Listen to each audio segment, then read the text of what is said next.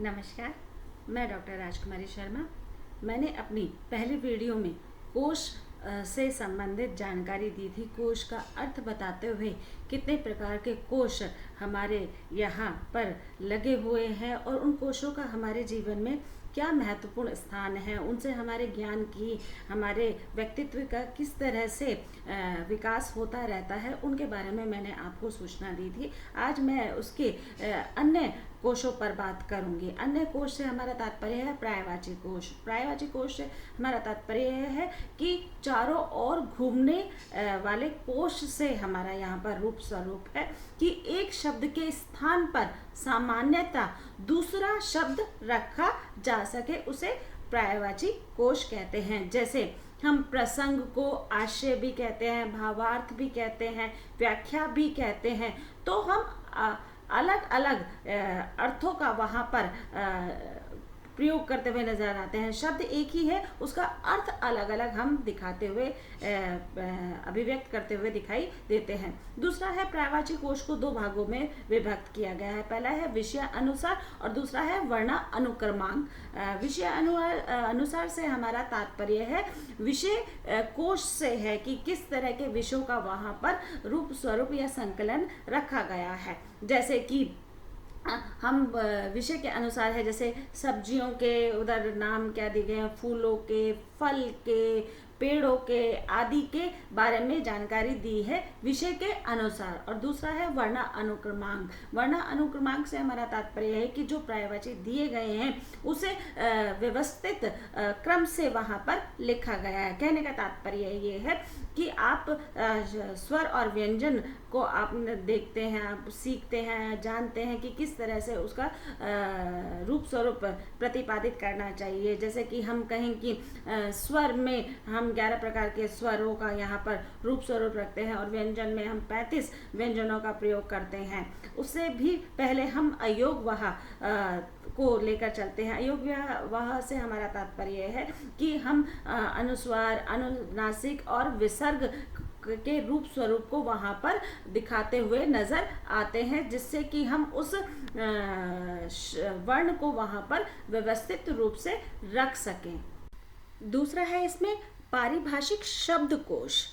पहले वीडियो में मैंने पारिभाषिक कोश के बारे में बताया था। अब मैं पारिभाषिक शब्दकोश की यहाँ पर बात कर रही हूँ कि उसमें निश्चित शब्द द्वारा या निश्चित परिभाषा के द्वारा उसके अर्थ को जाना जा सकता है। यानी कि उसके अर्थ के अलावा किसी और शब्द का अर्थ वहाँ पर प्रकट नहीं किया जा सकता, यानी कि पर्यायवाची रूप नहीं प्रकट किया जा सकता।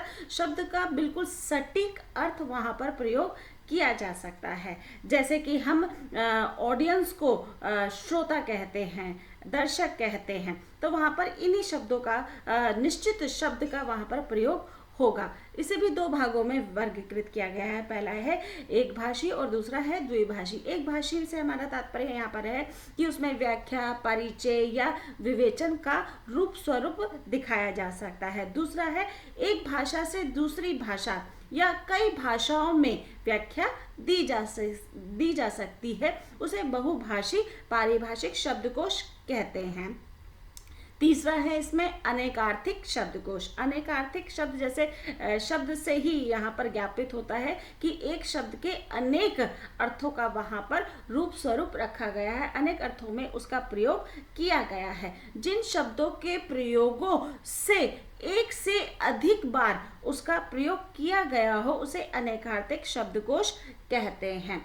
चौथा है इसमें शब्दकोश। शब्दकोश से हमारा तात्पर्य है यहाँ पर शब्दों के उच्चारण, उनके अर्थ, उनकी व्याख्या, उनकी उत्पत्ति, उनकी संरचना आदि का रूप स्वरूप रखा गया है। कहने का तात्पर्य है कि उन शब्दों के उच्चारण से है जो जिनमें व्याकरण की दृष्टि से व्युत्पत्ति और संरचना आदि का प्रयोग किया गया है। इसे भी दो भागों में वर्गीकृत किया गया है। पहला है उच्चारण की दृष्टि से और दूसरा है अर्थ की दृष्टि से, कि आप किस तरह का उच्चारण करते हैं वर्णों का, वहाँ पर उसके आधार पर उसके अर्थ का रूप स्वरूप रखा गया है। दूसरा है कि अर्थ के आधार पर भी उसे अलग अलग भागों में वर्गीकृत किया गया है, नियमों के अनुसार उसकी अभिव्यक्ति की गई।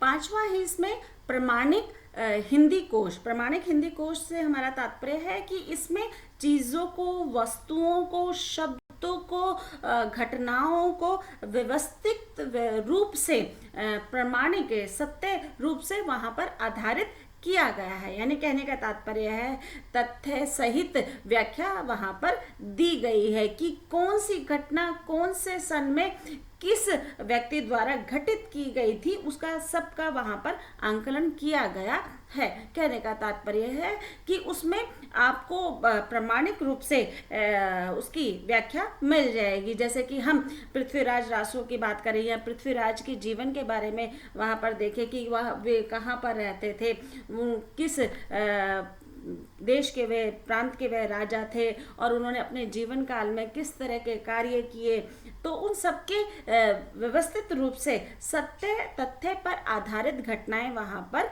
लिखित रूप में रखी गई है, व्यवस्थित की गई है और उन्हें आप अच्छे से पढ़ सकते हैं। अगला है इसमें समानांतर कोश। समानांतर कोश से हमारा तात्पर्य है शब्द केवल अपने अर्थ में ही नहीं, विभिन्न छवियों और छायाओं के साथ हमारे सम्मुख प्रस्तुत किए जाते हैं। कहने का तात्पर्य है समांतर कोश पूर्ण रूप से पर्यायवाची नहीं होता है, शब्द के समानांतर अन्य शब्द के अर्थ का भी रूप स्वरूप अभिव्यक्त किया जा सकता है। तो समानांतर कोश में अलग अलग रूपों स्वरूपों को हम देख सकते हैं। इसके अलावा हमारे यहाँ पर ज्ञान कोश का भी रूप स्वरूप रखा गया है। ज्ञान कोश से हमारा तात्पर्य है कि आप विभिन्न विषयों के द्वारा अपने ज्ञान को विस्तृत कर सकते हैं। जैसे चरित्र कोश है, कथा कोश है, ऐतिहासिक काल कोश है, जीवन चरित्र कोश है, जन्म से लेकर मृत्यु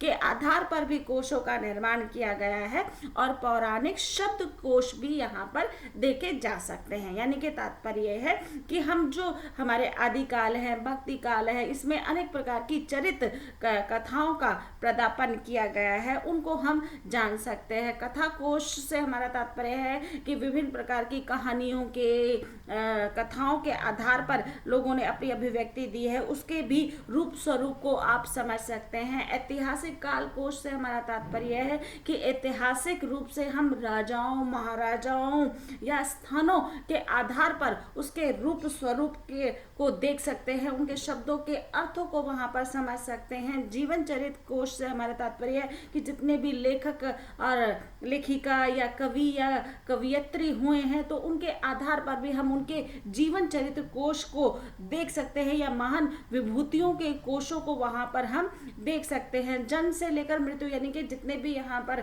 हमारे राजा महाराजा या विद्वान हुए हैं, उनके आधार पर जितनी भी रचनाओं का यहाँ पर प्रादुर्भाव किया गया है, तो उनका भी हम जन्म से लेकर मृत्यु के रूप स्वरूप को वहां पर देख सकते हैं। पौराणिक शब्दकोश से हमारा तात्पर्य है कि हमारे भारतीय संस्कृति में अनेक प्रकार की पौराणिक कथाओं का चलन है, तो हम पौराणिक कथाओं के कोश को भी वहाँ पर देखे जा सकते हैं। जैसे हम यहाँ पर कृष्ण का यहाँ उदाहरण दे सकते हैं या रामचंद्र जी का यहाँ हम उदाहरण देख सकते हैं कि इस पर रामायण है, महाभारत भी है और हम अनेक देवी देवताओं की कथाओं का भी वहाँ पर रूप स्वरूप देख सकते हैं। तो कोश इसलिए हमारे जीवन में महत्वपूर्ण भूमिका अदा करता है क्योंकि ये हमें अपने जीवन के साथ साथ अन्य लोगों के जीवन, अन्य विद्वानों के जीवनों को और हमारी पौराणिक संस्कृति, सभ्यता, रीति रिवाजों से हमें अवगत कराता है, परंपराओं से हमें जोड़ता हुआ दिखाई देता है, रूढ़ियों से हमें